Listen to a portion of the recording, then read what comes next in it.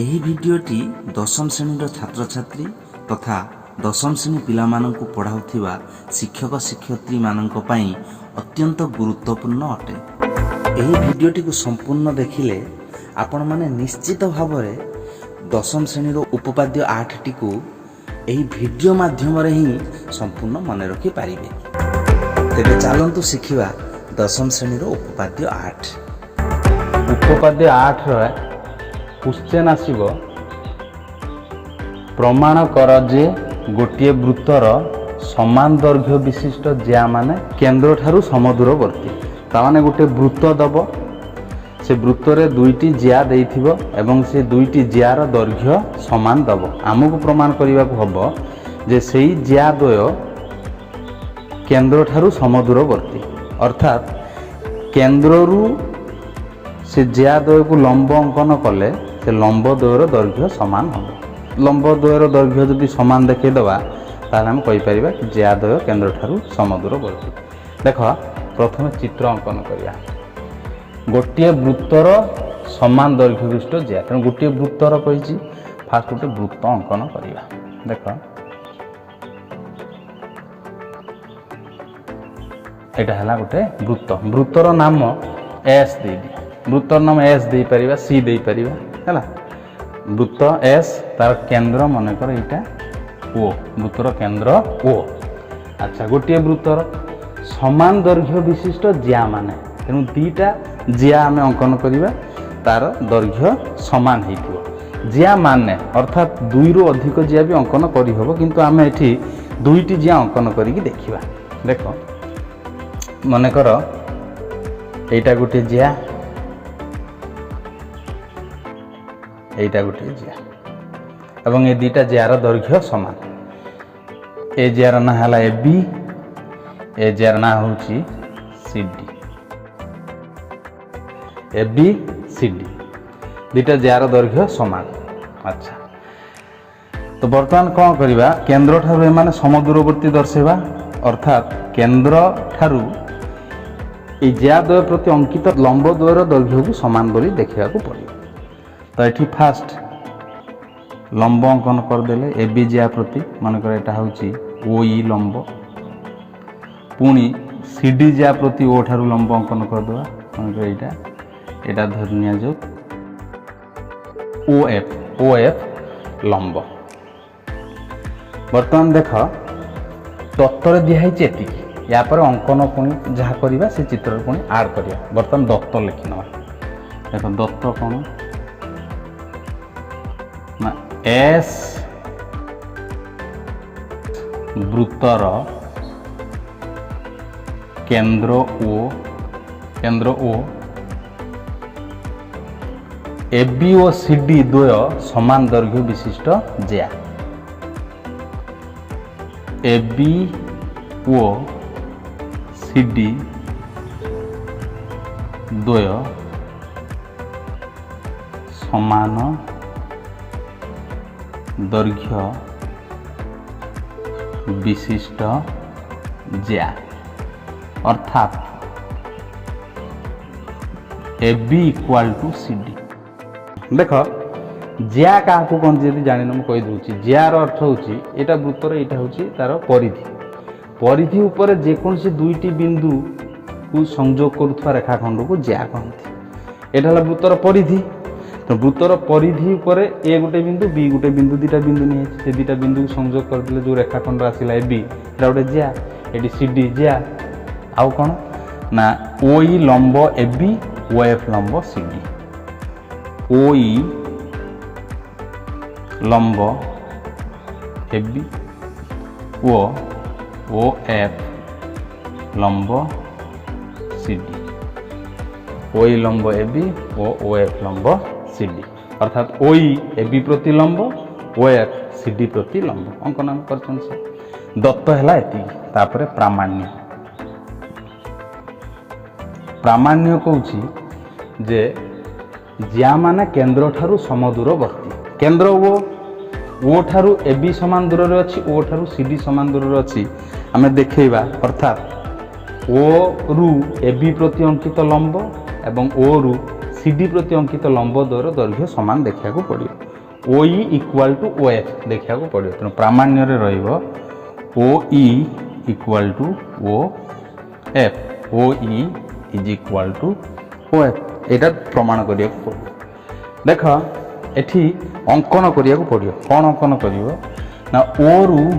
B को जोग करिवो O रु C को जोग करिवो अर्थात OB रेखाखंड अंकन कले एवं OC रेखाखंड अंकन कले अंकन गुड़ा केमती डटेड लाइन रे देखे OB OC अंकन करागला लिखिदेवा अंकन OB एवं OC अंकन कले लिखदेवा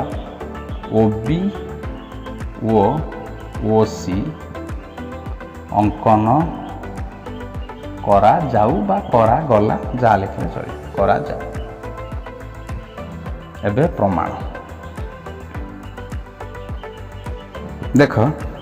प्रमाण आमको करने को पड़ो OE सहित OF समान केमिति प्रमाण हम ना यही जो दीटा त्रिभुज अच्छी आम जो OB OC कहीं अंकन कले ना ये दीटा त्रिभुज पाइबा OEB त्रिभुज OFC त्रिभुज देख OEB त्रिभुज समकोणी त्रिभुज 90 डिग्री अच्छी ये लंब मान ये 90 डिग्री हम पुणी OFC त्रिभुज मध्य समकोणी त्रिभुज ये लंब रही 90 डिग्री रही बर्तमान सर्वसम ये दुटा त्रिभुज हम केमिति हम दुटा त्रिभुज सर्वसम ना समकोण कर्ण बाहु बा शक बा सर्वसमता अनुसार समकोण समकोण समान रही कर्ण OB सहित OC समान OB सहित OC कहीं समान ना OB OC दुईटा हूँ गोटे वृत्तर व्यासार्ध यही वृत्तर OB व्यासार्ध OC मध्य व्यासार्ध तेणु गोटे वृत्तर दुईटी व्यासार्ध सर्वदा समान दुईटी कौन जिते व्यासार्ध हम सबू व्यासार्ध समान गोटे वृत्तर जिते व्यासार्ध सब व्यासार्धर दैर्घ्य समान अच्छा तेणु OB सहित OC समान समकोण समकोण समान है कर्ण कर्ण समान है बाहु देख जो EB सांगरे FC समान हो कहीं EB सांगरे FC समान हम ना AB प्रति OE लंब उपपाद्य 7 अनुसार OE AB को समद्विखंड कर अर्थात A जी B से उपपाद्य 7 अनुसार देख उपपाद्य 7 टा कौन मुझे खाली टिके कही दूची उपपाद्य 7 कौन ना गोटे वृत्तर केन्द्र यार एक व्यास भिन्न जिया प्रति अंकित लंब गोटे वृत्तर केन्द्र यार एक ज्या प्रति अंकित लंब उक्त ज्या को समद्विखंड करे अर्थात मानक लंबर पादबिंदु M हो ताले AM जी BM से हम ठीक सेमती ये देख O रु AB प्रति लंब OE तेणु AE जी B से हम ठीक सेमती OF CD को समद्विखंड कर किंतु AB सहित टोटाल CD समान दि जाए AB सहित CD समान हेले तार अधा EB एवं CD रो अधा FC सांगरे समान हो तेणु EB इक्वल टू FC आसो तेणु ए बाहु समान हो बर्तमान ए बाहु सांगरे ए बाहु समान हो एटा एटा अधा समान थिला बर्तमान EB इक्वल टू FC ए दुटा त्रिभुज समकोण समकोण समान कर्ण सांगरे कर्ण समान ए बाहु सांगरे बाहु समान क बा समकोण कर्ण बाहु सर्वसमता अनुसार दुटा त्रिभुज कौन हो सर्वसम हो सर्वसम हेले बर्तमान कही पारे OE equal to OF OE equal to OF प्रमाण है OE इक्वल टू OF आम प्रमाण कर देख से मुझे लिखुची प्रथम EB सांगे FC समान बोलिकी फास्ट मुझे लिखि दूसरी केमती देख ना OE लंब AB OE लंब AB एटा दत्तर अच्छी कौटी अच्छी एटा दत्तर दिखाई OE लंब AB implies A equal to B equal to AB रो अधा देख तेणु कौन हम ना AE सांगरे B समान A इक्वल टू B जोटा कि AB रो अधा हाफ AB उपपाद्य 7 द्वारा ये ब्राकेट रे लिखिदेव उपपाद्य 7 द्वारा जेहेतु उपपाद्य 7 द्वारा सेहीपरि OF लंब CD OF का प्रति लंब CD प्रति ये भी दत्तर अच्छी तेणु DF equal to CF equal to half of CD DF equal to CF equal to CD रो अधा DF is equal to CF is equal to half into CD रो अधा ये भी सही जेहेतु उपपाद्य 7 द्वारा उपपाद्य 7 द्वारा देख किंतु AB सांगरे CD समान दत्तर अच्छे AB इक्वल टू CD दत्तर अच्छे तेणु आम ये लिखिपर AB equal to CD AB equal to CD Dutt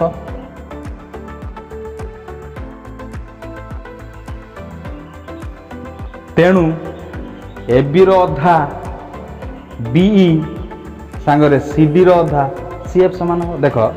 AB रो अधा AB रो अधा मध्य A किंतु आम A को नौ ना कहीं ना ए दुटा त्रिभुज को आम सर्वसम करिया तेणु ए दुटा त्रिभुज रे को अंश अच्छी ए अच्छी ना बी अच्छी बी अच्छी तेणु बी को न काटी बीई AB रो अधा BE is equal to CD रो अधा CF एवं DF किंतु DF नबानी से त्रिभुज रे नाही त्रिभुज रे अच्छी के CF CD रो अधा CF AB equal to CD तार अधा BE इक्वल टू CD रो अधा CF वर्तमान त्रिभुज OEB एवं त्रिभुज OFC मध्य रे लिखिबा ताहा वर्तमान त्रिभुज OEB ओ त्रिभुज OFC मध्य रे दुटा सर्वसम हम तेणु तीनोटी क्राइटेरिया देखा पड़ो फास्ट देख मेजरमेंट OEB कोण एवं मेजरमेंट OFC कोण हूँ 90 डिग्री जेहेतु OE लंब AB एवं OF लंब CD लिखा measurement OEB is equal to measurement OFC is equal to 90 degree देख ये दुटा त्रिभुज को समकोण कर्ण बाहु सर्वसमता अनुଯାयी सर्वसम करवा तेणु प्रथम लिखिदे समकोण दुईटा त्रिभुजर समान अच्छे 90 डिग्री 90 डिग्री तापर कर्ण देखा देख यहाँ समकोण हेले कर्ण ये हम OB ये समकोण यहाँ हेले कर्ण हम OC बर्तमान OB इक्वल टू OC कारण OB एवं OC दुईटी जाक गोटे वृत्तर व्यासार्ध गोटे वृत्तर जेते व्यासार्ध हुए सब व्यासार्धर दैर्घ्य समान तेणु OB इक्वल टू OC ये लिखा जेहेतु एका वृत्तर व्यासार्ध एका वृत्तर व्यासार्ध थर्ड रे देख BE बाहु एवं CF बाहु समान कहीं ऑलरेडी एक प्रमाण कर सारी आम पूर्व प्रमाणित तेणु लिखा BE equal to CF BE equal to CF जेहेतु पूर्वरु प्रमाणित